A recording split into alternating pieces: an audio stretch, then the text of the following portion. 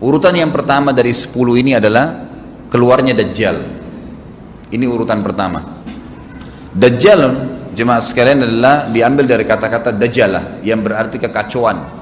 Ciri-ciri Dajjal disebutkan dalam banyak hadis yang sahih adalah mata kanannya yang paling pertama rusak seperti anggur kering.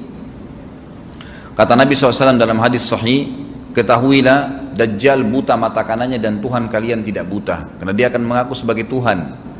Kemudian dia orangnya memiliki kulit yang kehitam-hitaman serta memiliki dahi yang lebar. Setiap orang beriman bisa membaca di dahinya tertulis 3 huruf kafara.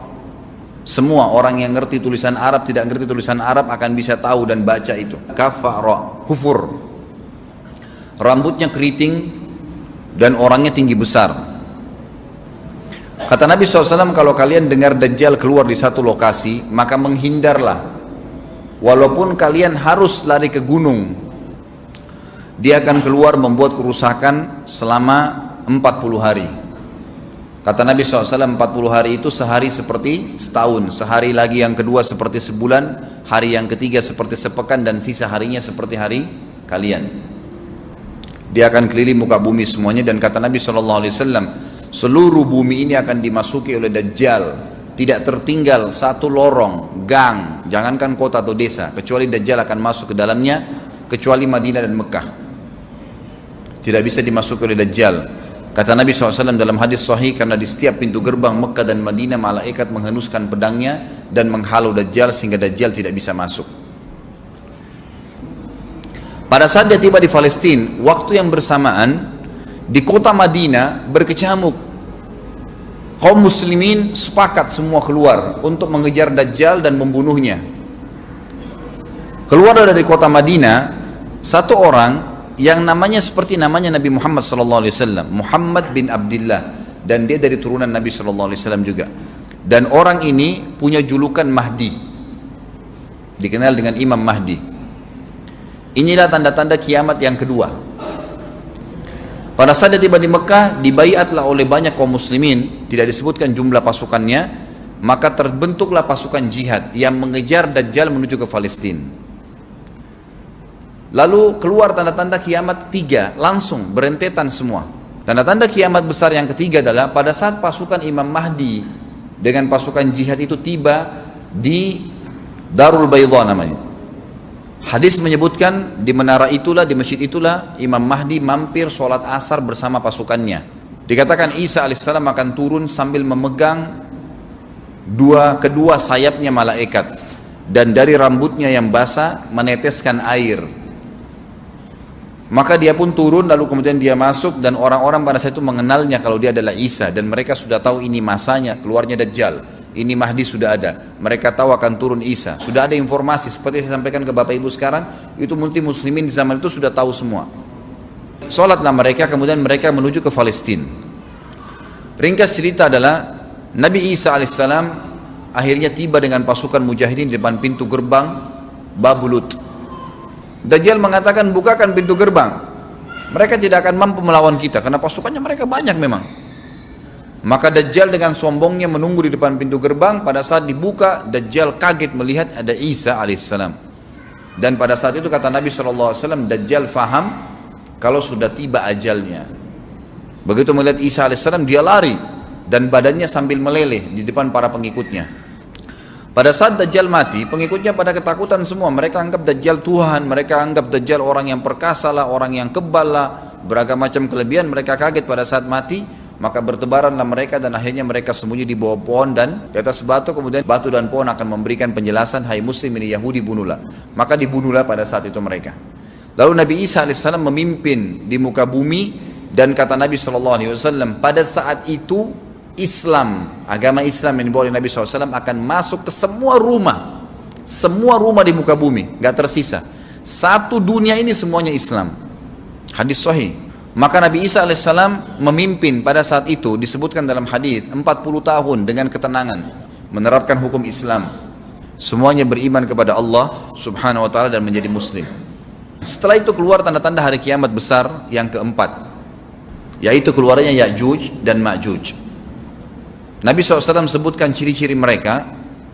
Mata mereka sobekannya kecil sehingga mata mereka kelihatan seperti sipit, tapi bola matanya besar. Mereka memiliki rambut yang keriting dan mereka memiliki poster yang umumnya seperti poster manusia. Ada hadis yang berbunyi mereka akan mendatangi sebuah sungai, kalau tidak salah namanya Sungai Tibria, airnya banyak mengalir. Kata Nabi SAW, mereka semua minum air sungai itu, dan yang terakhir dari mereka datang sudah nggak dapat air. Artinya air sungainya habis diminum. Bayangin berapa banyak jumlahnya tuh. Pada saat itu Nabi SAW mengatakan, Allah berfirman kepada Isa, berkata, wahai Isa, aku akan mengeluarkan hamba-hambaku yang tidak ada seorang pun dari kalian bisa mengalahkannya, termasuk Isa alaihissalam, nggak bisa mengalahkan. Maka selamatkanlah dirimu bersama dengan pengikut-pengikutmu ke Gunung Tur namanya. Jadi memang Ya'juj-Ma'juj ini ciri khasnya, kata Nabi SAW, mereka memakan apa saja. Jadi bukan seperti manusia normalnya. Mereka membunuh semua yang bukan seperti mereka. Sampai-sampai kata Nabi SAW tidak ada yang bisa mengalahkan mereka, dan jumlah mereka sangat banyak. Salah seorang di antara mereka tahu dia akan mati kalau sudah punya 1000 anak. Kata Nabi SAW dalam hadis Bukhari, kecelakaanlah bagi orang-orang yang ada di Jazirah Arab. Kemungkinan besar makna ini adalah tempat mereka dekat dengan Jazirah Arab. Kata Nabi SAW, kecelakaan bagi orang-orang yang Jazirah Arab karena telah terbuka dari lubangnya Ya'juj-Ma'juj sebesar ini. Udah kasih isyarat dengan jari ibu jari sama jari tengahnya. Artinya mereka sudah bisa melihat keluar. Pada saat mereka keluar, maka mereka akan mulai membuat kerusakan. Kata Nabi SAW di dalam hadis sahih riwayat Imam Bukhari, bahwasanya Ya'juj Ma'juj akan membunuh siapapun yang mereka temui. Bahkan pada saat mereka sudah merasa menguasai bumi, mereka melepaskan anak-anak panah mereka ke langit. Lalu Allah menurunkan anak-anak panah mereka sebagai fitnah dipenuhi dengan darah. Maka mereka berkata, kami telah membunuh semua yang ada di bumi dan semua yang ada di langit. Kata Nabi SAW, Allah lalu mengizinkan Isa untuk berdoa kepada Allah agar memusnahkan mereka. Maka Isa alaihissalam pun akhirnya berdoa, meminta kepada Allah subhanahu wa ta'ala agar mereka semua dimusnahkan. Maka pada saat itu pun Allah subhanahu wa ta'ala menurunkan kepada mereka hama. Sebagian hadis menyebutkan serangga kecil seperti cacing, banyak sekali yang menimpa tubuh-tubuh mereka, setiap orang satu, dan itu membuat mereka mati. Kemudian setelah itu Isa alaihissalam memimpin lagi di muka bumi sampai beliau meninggal. Setelah Isa alaihissalam meninggal, kembali lagi sebagian besar manusia berbuat kekufuran. Maka Allah subhanahu wa ta'ala keluarkan tanda-tanda kiamat besar yang kelima. Yang kelima ini adalah keluarnya hewan atau binatang melata. Binatang melata ini disebutkan dalam hadis yang sahih riwayat Bukhari, bahwasanya Allah SWT akan keluarkan, tapi tidak disebutkan dari bumi mana dia keluar. Dia akan keluar hewan melata yang bisa berbicara seperti manusia dan badannya dipenuhi dengan bulu. Allahu a'lam bagaimana. Kemudian dia datangi orang-orang yang kufur tersebut dan menasihatin dan mengingatkan mereka. Yang tidak mau beriman, dalam hadis dikatakan dicap oleh hewan tersebut. Allahu a'lam dicap seperti apa, sehingga ketahuan mana yang kafir, mana yang beriman. Terus dia keliling di muka bumi tapi tidak disebutkan berapa lama. Lalu kemudian Allah lenyapkan si dabbah ini. Kemudian datang tanda-tanda kiamat yang ke-6. Tanda-tanda kiamat yang ke-6, 6, 7, 8. Itu berentetan semua. Longsor besar di timur, di barat, dan di Jazirah Arab. Ini tanda-tanda kiamat terjadi serentak. Sudah 8. Kemudian terjadi yang ke-9, keluarnya api dari negeri atau dari kota Aden. Kota Aden ini di Yaman ya. Tentu hadis menjelaskan tentang masalah api yang keluar ini, artinya api bukan main-main, ini bukan kebakaran sebuah masjid atau sebuah bangunan 10 tingkat.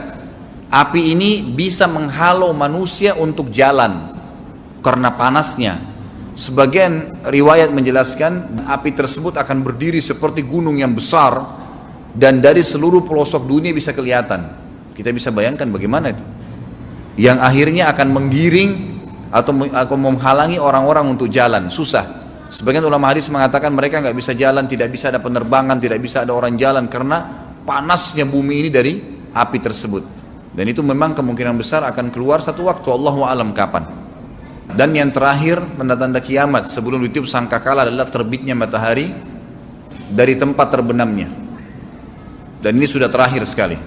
Makanya kata Nabi SAW, taubat akan diterima sebelum matahari terbit dari tempat terbenamnya. Artinya selama yang lain itu masih ada, masih bisa taubat.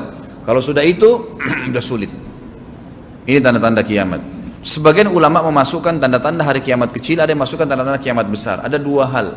Yang pertama itu adalah keluarnya Dzu Suwakatain. Ada orang dari negeri Habasyah dikenal dengan Dzu Suwaka. Dzu Suwaka ini sak artinya betis. Diberikan julukan Dzu Suwaka karena betisnya sangat kecil. Orang ini, Bapak Ibu sekalian, kata Nabi SAW akan menghancurkan Ka'bah. Dan kata para ulama pada saat itu memang manusia sudah sunyi, nggak ada lagi yang datangin Ka'bah. Orang-orang sudah lalai gitu kan. Keluarlah orang ini. Makanya sebagian ulama masukkan dia tanda-tanda kiamat sebelum terbitnya matahari dari tempat terbenam. Ditambahkan ini yang ke-11 gitu. Atau ini yang ke-10, terbitnya nanti kiamat yang ke-11. Kata Nabi SAW, dia akan mencabut batu-batu Ka'bah satu persatu sampai rata dengan tanah. Dan saya sedang dilihatkan oleh Allah sekarang bagaimana pada saat dia mencabut batu itu. Hadis sahih riwayat Bukhari Muslim. Yang terakhir, yang kedua, yang berhubungan juga dengan tanda-tanda kiamat, ada yang memasukkan kiamat kecil, tapi ini lebih dekat dengan kiamat besar. Orang yang terakhir meninggal itu adalah orang dari asli suku Madinah yang sedang mengembala kambing. Kata Nabi SAW, orang yang terakhir meninggal dari kalian kalangan manusia, semua orang sudah mati, tinggal dia sendiri, tapi dia nggak tahu. Dia lagi mengembala kambing, kemudian dia masuk dengan gembalanya ke kota Madinah, ditemukan semuanya tidak ada kehidupan, nggak ada orang, nggak ada binatang, nggak ada apa-apa, tinggal dia sendiri. Pada saat dia meletakkan telapak kakinya di kota Madinah, maka pada saat itu dia meninggal. Dan inilah manusia terakhir meninggal sebelum ditiup sangkakala terakhir. Allahu a'lam.